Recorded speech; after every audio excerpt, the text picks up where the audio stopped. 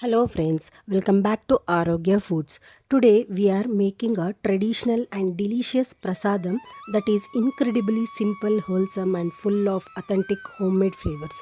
It is beautiful offering for puja and special occasions. It is soft, sweet and comforting taste makes truly special. To make this, add 2 cups of thin poha in a large bowl, 3/4 cup of grated jaggery, half cup of freshly grated coconut, 2 tablespoon black sesame seeds and add some nuts.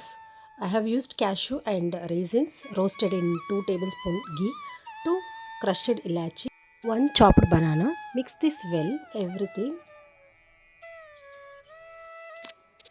This you can serve it for puja as a prasadam and or you can use this for breakfast as well, and this is very good in taste and very easy to make, and all the ingredients which I have used is healthy too.